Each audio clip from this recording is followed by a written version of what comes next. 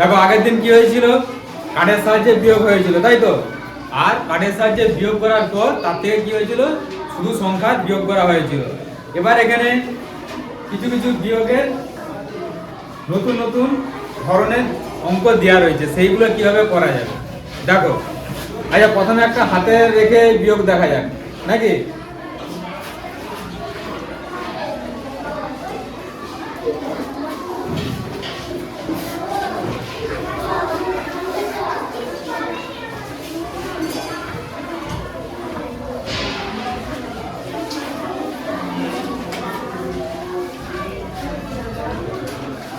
এই বিয়োগের ক্ষেত্রে দেখো, প্রথমে এককের ঘরে কত আছে দেখো, উপরে কত আছে 2, নিচে কত আছে 7।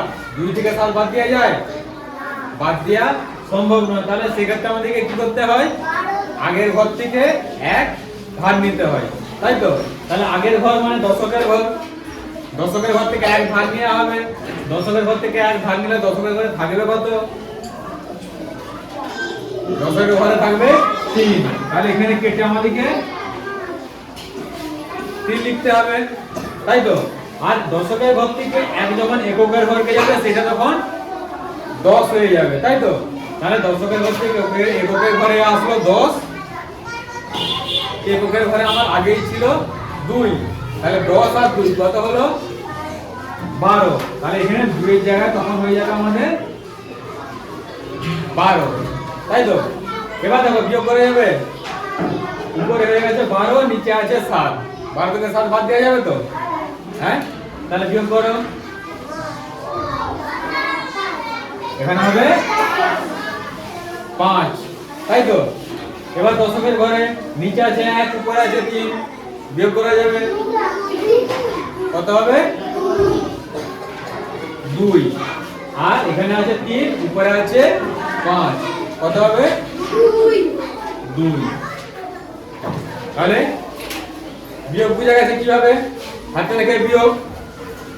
এবার যদি এই বিয়োগের ক্ষেত্রে মাঝে যে সংখ্যাগুলোকে বিয়োগ করা আছে এর মাঝে যদি কোনো সংখ্যা না দেওয়া থাকে, উত্তরের একটা সংখ্যা দেওয়া থাকে, তখন আমরা কিভাবে করব?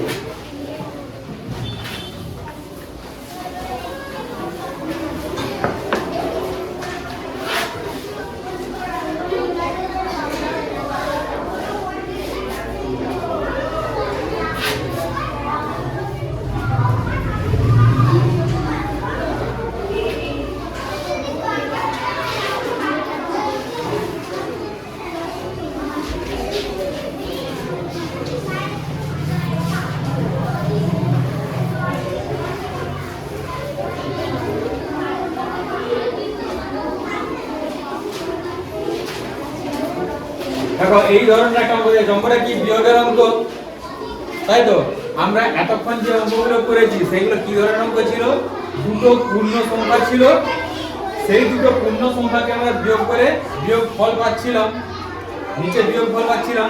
এখানে দেখো পূর্ণ সংখ্যার জায়গায় একটু সংখ্যা একটা সংখ্যা নেই, সংখ্যার মাঝে একটা অঙ্ক বাদ চলে গেছে, আর তার ফলে দেখো উত্তর একটা দেওয়া রয়েছে, অর্থাৎ বিয়োগ ফলে কিছুটা অঙ্ক দেওয়া রয়েছে। তাহলে এই ধরনের অঙ্কগুলো আমরা করব কিভাবে?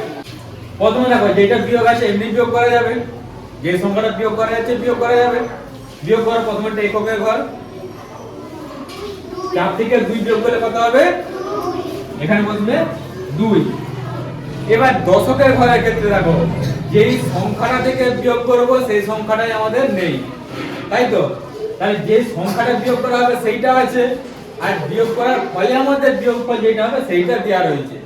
তাহলে আমাদেরকে এখানে এমন একটা সংখ্যা বস করাতে হবে যে সংখ্যাটা থেকে আমাদের এই নিচের সংখ্যাটা বাদ দিলে আমরা এই সংখ্যাটা পাবো, তাই তো? তাহলে এখানে আমাদের এমন একটা সংখ্যা বস করাবো, এমন একটা সংখ্যা পাবো যে সংখ্যাটা থেকে আমরা 1 বিয়োগ করলে 2 পাবো। কত থেকে 1 বিয়োগ করলে 3, কত থেকে 1 বিয়োগ করলে 2 পাবো, 3 থেকে 1 বিয়োগ করলে 2 পাবো। তাহলে এখানে বসবে কত আমাদের 3, আর এটা আমাদের এমনি যোগ হবে, বলো কত হবে, এখানে বসবে 3। এবার দেখো এই যে এই সংখ্যাটা আমরা পাবো কিভাবে, এইটা একটা নিয়ম আছে। কিরকম না, বিয়োগের ক্ষেত্রে যদি বিয়োগ ফল দেওয়া থাকে, তার থেকে বিয়োগের কোনো সংখ্যা বার করতে হয়, তখন কি করতে হয়, সেটাকে তার বিপরীত প্রক্রিয়া করতে হয়। আর বিয়োগের বিপরীত প্রক্রিয়াকে বলা হয় যোগ প্রক্রিয়া। কিভাবে, দেখো বিয়োগ ফল দেওয়া রয়েছে আর যেটা বিয়োগ করতে হবে সেই সংখ্যাটা দেওয়া রয়েছে, তাই তো? এই দুটো সংখ্যাকে যদি আমরা যোগ করে দিই তখন পাবো আমরা এই উপরের সংখ্যাটা। আমরা এবার কি বললাম, দেখো আমাদের কত হয়েছে 3, আমাদের দেওয়া ছিল কত, বিয়োগ ফলে 2 আর বিয়োগ করতে হয়েছিল কত 1, তাই তো? তাহলে বিয়োগফল আর এই সংখ্যাটাকে যদি যোগ করি আমাদের কত 3 দাঁড়াচ্ছে, তাই তো? তাহলে আমরা মনে মনে এটাকে ভাবতেও পারি, বা তার থেকে আমাদের মনে মনে ভাবতে পারি, যদি ভুল হয়ে যায় তার থেকে আমাদের সবথেকে ভালো কি বিয়োগফল যেটা দেওয়া থাকবে আর তার থেকে যে সংখ্যাটা বিয়োগ করতে হবে ওই দুটো সংখ্যা দেওয়া আছে, মানে বিয়োগের ক্ষেত্রে আমরা সেটাকে কি করে দেবো না যোগ করে দেবো। বুঝা গেল? যোগ করে দিলেই আমরা অন্য সংখ্যাটা পেয়ে যাবো। তাহলে এটা আবার যে কোনো ঘরে যে কোনো জায়গায় যদি ফাঁকা জায়গা করতে পারবে, হয়ে যাবে। এবার এইভাবে কেন দিয়েছি,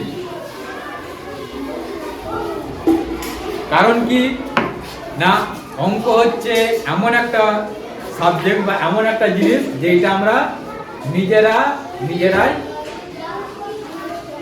দেখতে পারবো অঙ্কটা ঠিক হয়েছে না ভুল হয়েছে। বুঝা গেল কি বললাম? বাংলা, ইংরেজি, অন্য সাবজেক্টের ক্ষেত্রে যদি বানান ভুল হয়ে যায় বা অন্য কিছু ভুল হয়ে যায়, টপ করে সেটাকে বুঝতে পারিনি, কিন্তু অঙ্ক হচ্ছে এমন একটা সাবজেক্ট যে সাবজেক্টটা অঙ্ক কষার পর আমরা নিজেরাই সেটাকে দেখতে পারি যে অঙ্কটা ঠিক হয়েছে না ভুল হয়েছে। কিভাবে না, যেই পদ্ধতিতে অঙ্কটা করা হবে, অঙ্কটা করার পর অঙ্কটা উত্তর বেরাবে, তাই তো? অঙ্কটা উত্তর বেরানোর পর তার যদি বিপরীত প্রক্রিয়াকে আমরা উত্তরটা থেকে বিপরীত প্রক্রিয়া করি, তাহলে আমাদের যে অঙ্কটা প্রথমে ছিল সেই অঙ্কটাকে আবার ফিরে আসতে হবে। তাহলে বুঝতে পারি যদি ঠিকঠাক ফিরে আসে তাহলে কি অঙ্কটা আমাদের ঠিক হয়েছে, আর যদি ফিরে না আসে অঙ্কটা তাহলে আমাদের কোথাও না কোথাও ভুল হয়ে গেছে। সেই রকম ভাবে এই অঙ্কটা করা হয়েছিল। এবার যদি অন্য একটা অঙ্কের ক্ষেত্রে দেখা হয়, যে কোনো একটা বিয়োগ,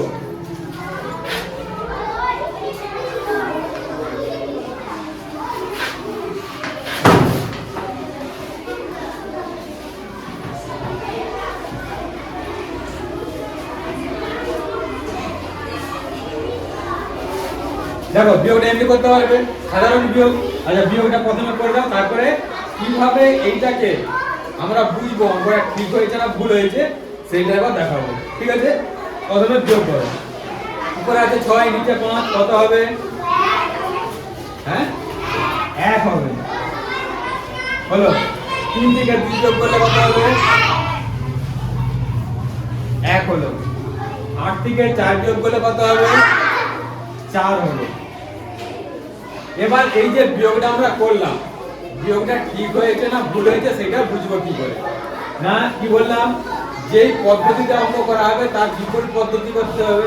এটা কোন পদ্ধতিতে অঙ্ক করা হয়েছে? বিয়োগ করা হয়েছে। বিয়োগের বিপরীত পদ্ধতি কি? যোগ। তাহলে আমরা কার সাথে কাজ যোগ করব না, এই যে যেই বিয়োগ ফলটা বেরিয়েছে এই বিয়োগ ফলের সঙ্গে আমাদের নিচে যেইটা আছে এইটা যদি যোগ করার ফলে আমাদের এই সংখ্যাটা বেরিয়ে যায়, তখন জানতে হবে আমাদের অঙ্কটা ঠিক হয়েছে। তাহলে যোগ করো, 5 আর 1 যোগ করলে কত হবে? 6। দেখো মিলছে? এখানে কত আছে? 2, বিয়োগ ফলে আছে 1। 2 আর 1 যোগ করলে কত হবে? 3। দেখো মিলেছে? আর এখানে আছে 4, নিচেও আছে 4, যোগ করলে কত হবে? 8। দেখো মিলেছে? তাহলে কি আমাদের অঙ্কটা ঠিক হয়েছে। যদি এখানের মধ্যে কোনো একটা সংখ্যা না মিলতো বা কোনো একটা সংখ্যা অন্য এসে যেত যোগ করার ফলে যদি এটা না মিলতো, তখন জানতে হতো কি আমাদের অঙ্কটা ভুল হয়ে গেছে। বুঝা গেল কি বললাম? এইটা হলো বিয়োগের ক্ষেত্রে। এবার যদি যোগের ক্ষেত্রে দেওয়া থাকে,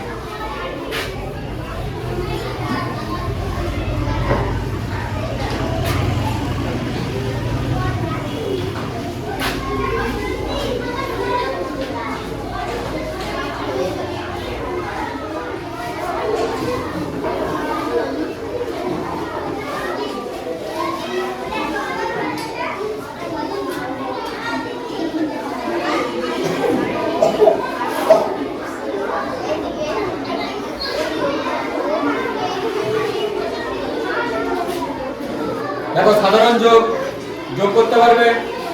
করো 4 আর 3, 4 এর পর থেকে 3 কি কত হয়? এখানে হবে 7। 2 এর পর থেকে 5 কি কত হবে? এখানে হবে 7। 1 এর পর থেকে 2 কি কত হবে? 3। এবার এই যে যোগটা করলাম, এই যোগটা আমাদের ঠিক হয়েছে না ভুল হয়েছে সেটা আমরা বুঝবো কিভাবে? কিভাবে? তাহলে এটা আমরা কি পদ্ধতি করেছি? আমরা যোগ করেছি, তাই তো? তাহলে আমাদেরকে বিপরীত পদ্ধতি করে দেখতে হবে, তাই তো? বিপরীত পদ্ধতিটা করব কার সাথে?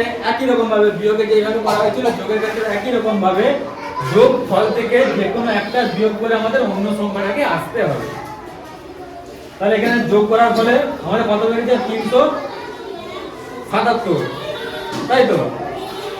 যে কোনো একটা সংখ্যা 253ই হোক বা 124 হোক এইটা দিকে বিয়োগ করো। 7 থেকে আচ্ছা নিচের সংখ্যাটা বিয়োগ করো। 7 থেকে 4 বিয়োগ করলে কত হয়? 3। তার উপর 3 আছে? আছে। 7 থেকে 2 বিয়োগ করলে কত হয়? হ্যাঁ 5। দেখো 5 আছে? 5 আছে। আবার 3 থেকে 1 বিয়োগ করলে কত হয়? 2। দেখো উপরে 2 আছে? আছে। তাহলে আমাদের অঙ্কটা ঠিক আছে। যদি এখানে আমাদের 6 বসে যেত, এবার বিয়োগ করে দেখো এখানে 7 থেকে 4 বিয়োগ করলে 3 হচ্ছে। 6 থেকে 2 বিয়োগ করলে 4। আমাদের কত ছিল? 5। তাই তো? তাহলে জানতে হবে কি আমি যে যোগটা করেছিলাম সেই যোগটা আমার ভুল হয়ে গেছে। বুঝা গেল কি বললাম? তাহলে যদি বিয়োগ করা হয় বিয়োগের ক্ষেত্রে বিয়োগের বিপরীত প্রক্রিয়া করে, অর্থাৎ নিচে যে বিয়োগফলটা বেরোবে তার সাথে যোগ করে আমরা দেখে বুঝতে পারবো বিয়োগটা ঠিক হয়েছে না ভুল হয়েছে। আর যদি যোগ থাকে যোগফলের সঙ্গে যে কোনো একটা সংখ্যা বিয়োগ করে যদি অন্য সংখ্যাটা বেরায় তখন জানতে হবে আমাদের তাহলে যোগটা ঠিক আছে। বুঝা গেল? বুঝা গেল কিভাবে চেক করা যাবে অঙ্ক?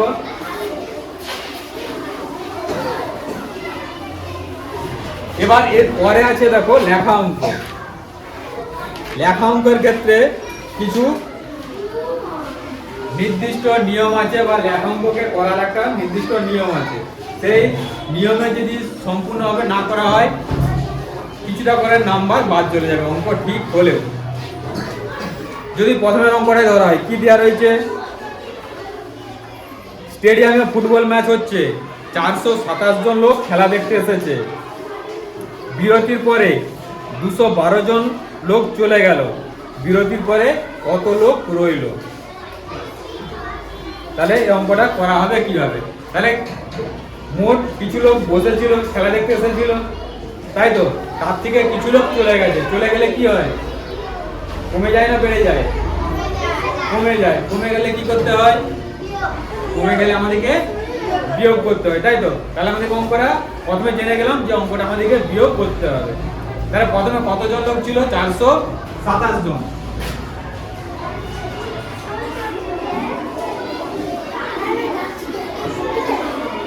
কত লোক চলে গেছে? কত লোক চলে গেছে? 212 জন। তাহলে এটা আমাদের কি করতে হবে? বিয়োগ করতে হবে নাকি? বিয়োগ করো।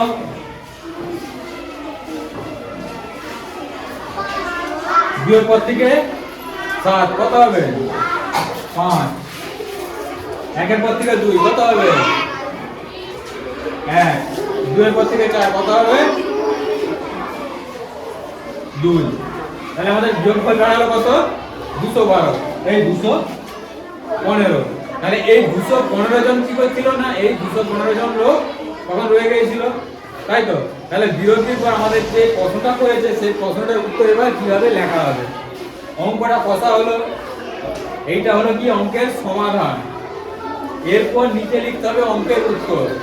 লেখা অঙ্কের ক্ষেত্রে শেষে যদি উত্তর না লেখো সেই ক্ষেত্রে অঙ্কটা আমাদের অসম্পূর্ণ রয়ে যাবে, অর্থাৎ নাম্বারের ক্ষেত্রে অসম্পূর্ণ নাম্বার পাবে। বুঝা গেল কি বললাম? তাহলে অঙ্কের উত্তরটা কিভাবে লেখা হবে? না নিচে যদি উত্তরটা ছক আকারে দেওয়া থাকে সেই ছকের উত্তরটা লিখে দিলে হয়ে গেল। আর যদি ছক আকারে না দেওয়া থাকে, শুধু প্রশ্নটা দেওয়া থাকে, অঙ্কটা সমাধান করার পর নিচে এই ধরনের একটা চিহ্ন দিতে হয়। এই চিহ্নটাকে কি বলে জানো? এই চিহ্নটাকে বলা হয় অতএব। এই চিহ্নটাকে বলা হয় অতএব। যে কোনো লেখা অঙ্কের ক্ষেত্রে অঙ্কটা সমাধান করার পর এই ধরনের অতএব দিয়ে লেখা অঙ্কের উত্তরটা শেষে লিখতে হয়। তাহলে এটাকে কি বলা হবে? অতএব। এবার উত্তরটা লেখো। কি লেখা হবে না, বিরতির পর কতজন লোক রয়ে গিয়েছিল, তাই তো?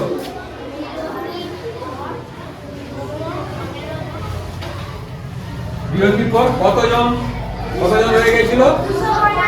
215 জন। 215 জন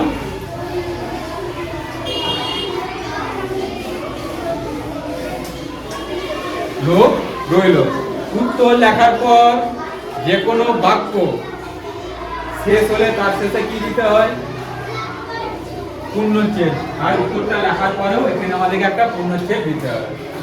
এইভাবে যদি করা হয় তাহলে অঙ্কটা আমাদের সম্পূর্ণরূপে শেষ হবে। যদি কোনো একটা অংশ রয়ে যায়, সেই অংশের নাম্বারটাও তখন বাদ চলে যাবে। কি বললাম? বিয়োগের ক্ষেত্রে, যোগের ক্ষেত্রে বা যে কোনো লেখা অঙ্কের ক্ষেত্রে একই নিয়ম মনে হবে। কিভাবে লেখা অঙ্কের ক্ষেত্রে করতে হবে? তাহলে প্রথমে আগে অঙ্কের সমাধানটা করতে হবে, তারপর নিচে তার উত্তরটাকে অতএব দিয়ে লিখতে হবে। যদি কিছু না দেওয়া থাকে অতএব দিয়ে লিখতে হবে, আর যদি ছক আকারে দেওয়া থাকে সেখানে ছক আকারে উত্তরটা লেখাই থাকবে, শুধু উত্তরটা বোধ করে দিলেই হবে। বুঝা গেছে?